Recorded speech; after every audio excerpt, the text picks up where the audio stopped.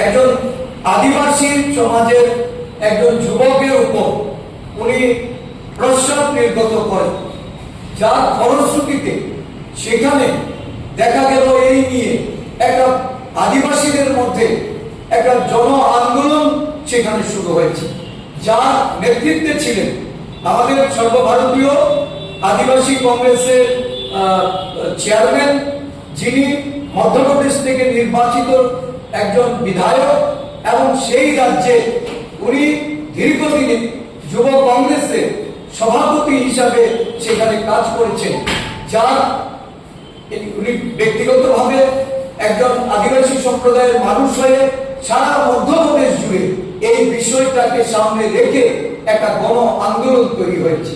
2200 kilometre উনি এই নিয়ে যাত্রা করেছেন এবং এই বিষয় মধ্যপ্রদেশের ঘরে ঘরে পৌঁছে দেওয়ার জন্য এবং দিল্লিতে এটাকে উত্থাপিত করে এই বিজেপি সরকারের যিনি তৎকালীন মুখ্যমন্ত্রী ছিলেন, বর্তমান বিজেপি কেন্দ্রীয় উনি কৃষি মন্ত্রী শিবরাজ চৌহানজি, উনি এই বিষয়ে কিভাবে উনি অনৈতিক ভাবে হস্তক্ষেপ করেছেন এবং এই ঘটনা ধামাচাপা দেওয়ার জন্য বিজেপির ভাবমূর্তিকে উনি রক্ষা করার জন্য অকপটে সেখানে অর্থ লোভ দেখিয়ে নানা সুযোগ সুবিধার কথা বলে যেভাবে উনি এই ঘটনাটাকে চাপা দেওয়ার চেষ্টা করেছেন, আর সেখানে বিক্রান্তির নেতৃত্বে যেভাবে গণ আন্দোলন হয়েছে আজকে মধ্যপ্রদেশে, এর কিন্তু আদিবাসী সমাজ কিন্তু আজকে বিজেপি দলের সঙ্গে নেই।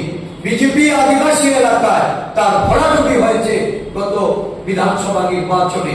আমি বিক্রান্তজিকে এই বিষয়টা নিয়ে ওনার যে বক্তব্য আমরা আজকে যতটুকু জেনেছি, একটা নাটকীয় মোড় দেওয়ার জন্য সুদীপ বাবুর যে আবাসিক যে স্থল, এই আমাদের এমএলএ হোস্টেল, এই এমএলএ হোস্টেলে উনি যেখানে অবস্থান করেন, পারিবারিক ওনার এই হোস্টেলের ওনার অবস্থান, ওনার স্ত্রী ওনার শিশুরা ওইখানে থাকে, অত্যন্ত বর্বরচিত ভাবে, জঘন্য ভাবে, নিন্দা জানানোর কোনো ভাষা নেই। একটা শাসক দল আরেকটা প্রশাসনকে সামনে রেখে আজকে যে ঘটনাটা তারা ঘটিয়েছে, যেভাবে এই সরকারি আবাসে গিয়ে তারা হামলে করেছে, গেট ভেঙেছে, সেখানে তারা ভাঙচুর করেছে ওই গার্ড হাউসগুলিতে, এই ধরনের ঘটনা এটা প্রমাণ করে যে আসলে এই রাজ্যে কোনো শাসন নেই।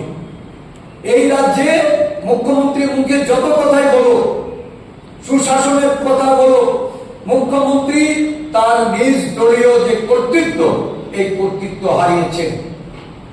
আমরা অবাক হয়ে দেখেছি এই ধরনের একটা ঘটনা গুটি কয়েক লোক সংগঠিত করছে, যেখানে আজকে তাদের শরিক দল ত্রিপুরামথা, আইপিএফটি, এরা আঞ্চলিক দল, আদিবাসীদের দল, এই দলে আদিবাসী সংখ্যাগরিষ্ঠ হওয়া সত্ত্বেও ভারতীয় জনতা পার্টির এই ধরনের আন্দোলনে যারা একটা বিকৃত ভাবনা নিয়ে একটা ঘটনার বাস্তব ঘটনাকে যারা আড়াল করার জন্য এবং সুদীপ বাবুর উপর হামলে করার জন্য যারা ওনার বাসস্থান আক্রমণ করেছেন, আজকে সেইখানে কিন্তু আমরা ত্রিপুরামথাকেও দেখিনি, আইপিএফটিকেও দেখি। কি কারণ এটা?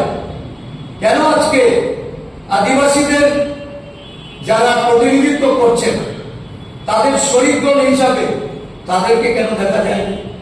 তার মানে এই যে নাটক মধ্যস্থ করার জন্য যারা প্রশাসনিক ক্ষমতার অপব্যবহার করে, প্রশাসনকে উপেক্ষা করে এবং একটা সরকারের এই যে ঘোষণা আজকে বিরোধী দল হিসাবে, বিরোধী দলের নেতা হিসাবে কোন কর্মসূচিতে গিয়ে যখন বক্তব্য রাখবে, আমরা লক্ষ্য করছি এই রাজ্যে বিরোধীদের তাদের গণতান্ত্রিক অধিকার রুদ্ধ করা হচ্ছে। মারপিট করে, অফিস ভাঙচুর করে, বাসস্থানে আক্রমণ করে যারা বিরোধীকে দাবিয়ে রাখতে চায়, আসলে বাস্তব ঘটনা এটা কিন্তু কখনো লোপাট করা যাবে না, সেটাকে ঢাকা দেওয়া যাবে না, এবং সেটার জন্য সম্মুখে আসলে তার থেকে কিন্তু তারা কখনো এই আদিবাসী সমাজের কাছে তাদের এই যে বার্তা, এই বার্তা কখনো এটা সঠিক হবে না, এটা ভুল বার্তা। আমরা তার তীব্র নিন্দা জানাচ্ছি, ধিক্কার জানাচ্ছি এবং অবিলম্বে যারা এই ধরনের ঘটনা যুক্ত হয়েছে তাদের বিরুদ্ধে প্রশাসনিক ব্যবস্থা গ্রহণ করার জন্য রাজ্য সরকারের কাছে দাবি জানাচ্ছি। कहीं ना कहीं यहाँ पहुंचना ये भगवान ने ही भेजा है कि इन लोगों को सबक सिखाओ और इनके जो झूठ है उसका पर्दाफाश करो। तो आपने देखा किस तरह से उनके लोगों ने, उनके विधायक प्रतिनिधियों ने पहले आदिवासी पर पेशाब करी, उसके बाद उनके मुख्यमंत्री ने उस समय के, जिनका नाम शिवराज सिंह चौहान जी, जो वर्तमान में देश के कृषि मंत्री है, उन्होंने उनकी पत्नी को खरीदने की कोशिश करी कि वो चुप रहे, मैं तुम्हारे लिए घर की व्यवस्था करवा रहा हूं, तुम्हारे लिए पैसे की व्यवस्था करवा रहा हूं। पर हमारी आदिवासी बहन का क्या जवाब आया? उसका जवाब आया, मुझे पैसा नहीं चाहिए, मुझे घर नहीं चाहिए, आप तो मेरे पति को वापस भिजवा दो। तो वापस किसको भिजवाते? कोई उठाकर ले गया होगा तभी भिजवाते। तो ये पूरी पार्टी गुंडों की पार्टी, और इस तरह से ये आदिवासियों को शोषित करते हैं, डराते हैं, धमकाते हैं, उन पर पेशाब करते हैं, उन पर अत्याचार करते हैं, और उनको यह डराया जाता है कि आप कुछ बोलो मत, पैसे से, पुलिस प्रशासन की पूरी ताकत से। और आज जब हमारे विधायक सुदीप बर्मन जी ने कोशिश करी सच्चाई सबके सामने लाने के लिए, तो कुछ लोगों को उन्हें भेजकर उनका विरोध करवाने की कोशिश करी। पर भाजपा को मैं बता दूं, हम लोग आपके गुंडों से डरने वाले नहीं हैं। हम लोग राहुल गांधी जी की सेना है और हम लोग पूरे दम से लड़ाई लड़ेंगे, और जो सच्चाई हम आपके सामने लाना चाहते थे वो हम सब आप सबके सामने लेकर आ रहे हैं। साथ में एक और महत्वपूर्ण मुद्दा मैं आप सबके सामने लाना चाहता हूं कि जो यहाँ पर ऑटोनॉमस डिस्ट्रिक्ट काउंसिल है, ये सबसे बड़ी ताकत थी छठी अनुसूची की, 6 शेड्यूल की आदिवासी क्षेत्रों में। और इसमें जो 125th अमेंडमेंट था, ये अमेंडमेंट ये था कि जो पंचायत राज की व्यवस्था होती है 5वीं अनुसूची क्षेत्रों में, उसमें 3 स्तरीय व्यवस्था होती है। वो 3 स्तरीय व्यवस्था ना होकर इसमें से विलेज काउंसिल 1 स्तरीय व्यवस्था है, जिसके कारण जो पैसा एडीसी काउंसिल्स के माध्यम से विलेज काउंसिल्स को जाना चाहिए वो आज तक नहीं पहुंच पाया। और इसमें सबकी नहीं बदल है, बड़े बड़े लोग आए, उन्हें बड़े बड़े दावे करे कि हम ये कर देंगे, वो कर देंगे, पर आज की हकीकत है कि आज भाजपा की 3 इंजन की सरकार इस प्रदेश में बैठी है। दिल्ली में उनकी सरकार, त्रिपुरा में उनकी सरकार, एडीसी में उनकी सरकार, और फिर भी आज तक आदिवासियों को उनका अधिकार नहीं दिया है। तो हम आपसे के माध्यम से ये बताना चाहते हैं कि हम लोग पूरी ताकत से 125th अमेंडमेंट जो होना चाहिए 6 शेड्यूल में, उसकी लड़ाई शुरू कर रहे हैं। और इसमें हर गांव तक हम लोग जाएंगे, लोगों तक जाएंगे, और इसको एक बड़े आंदोलन के रूप में इस प्रदेश में लड़ने का काम हम लोग करेंगे। कांग्रेस पार्टी करेगी, राहुल गांधी जी करेंगे। जो भी इस देश में दलित, आदिवासी, गरीबों, पिछड़ों की आवाज उठाएगा, उस पर बीजेपी हमला करेगी। और आज की जो त्रिपुरा में घटना हुई है, ये उसका सबसे जीता जागता उदाहरण है। जब सुदीप रॉय बर्मन जी ने कहा कि बीजेपी के लोग आदिवासियों पर पेशाब करते हैं, तो ये 100% सही है। मैं उसका खुद चश्मदर्शी, मध्य प्रदेश की यह घटना है, मध्य प्रदेश के सीधी जिले की यह घटना है।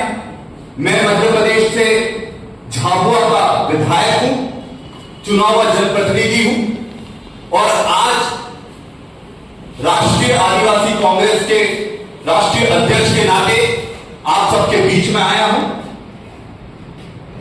जब यह घटना हुई थी, उसमें कौन लोग शामिल थे?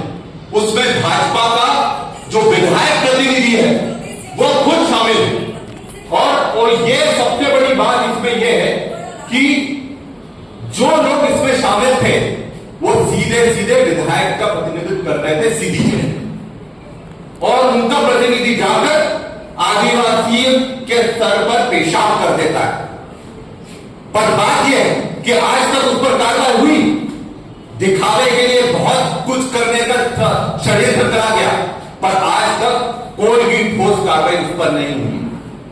और यही नहीं, जब यह घटना हुई थी, जिस आदिवासी के साथ घटना हुई थी उसका नाम था दशमत रावत, और जिस व्यक्ति ने ये घटना को अंजाम दिया था उसका नाम था परदेश, वो उनका विधायक प्रतिनिधि था। हम जब उसके परिवार के पास पहुंचे तो हमें एक चौंकाने वाली चीज पता लगी कि उसके पति को उठवाकर अगवा कर दशमत को सरकार ले गई। अरे अगर कुछ गलत नहीं करा होता तो सरकार को हमारे आदिवासी भाई जिस पर पेशाब भाजपा के लोगों ने करी थी, विधायक प्रतिनिधि ने करी थी, तो क्यों ले गए? और ले कौन गया? वहां का मुख्यमंत्री शिवराज सिंह चौहान जी, जो कि आज के समय में इस देश के कृषि मंत्री हैं कैबिनेट। और जब वो ले जाते, जब उनकी पत्नी से हमने बात करी, वो बिलख रही थी, रो रही थी, उनके 3 बच्चे बिलख रहे थे, वो ये बोल रहे थे हमको पता ही नहीं था कि उनका पति कहां चला गया। ये एक प्रताड़ित महिला की, आदिवासी बहन की आवाज थी। और उसी समय शिवराज सिंह चौहान जी का फोन उसके पास आता है, और फोन आने के बाद शिवराज सिंह जी उसको लालच देते कि मैं तुम्हें पैसे देता हूं, मैं तुम्हें घर दे दूंगा, पर तुम चिंता मत करो, तुम्हारा पति हमारे पास है। आप सोच सकते हैं कि उस पर क्या बीत रही होगी कि जब उसको यह पता लगा कि मुख्यमंत्री ने उसके पति का अपहरण करा है। और ये मैं आपको दिखाऊंगा, अभी लैपटॉप के माध्यम से पूरा वीडियो दिखाऊंगा, जिसमें मुख्यमंत्री जी उसकी पत्नी को क्या क्या लालच दे रहे हैं। और वहां पर पहुंचकर हम लोगों ने उस समय उसकी आवाज बुलंद करने का काम करा था ताकि दोषियों पर कार्रवाई हो सके। मैं आपके सामने वो वीडियो चलाता हूं, आप सब लोग देखिए। ये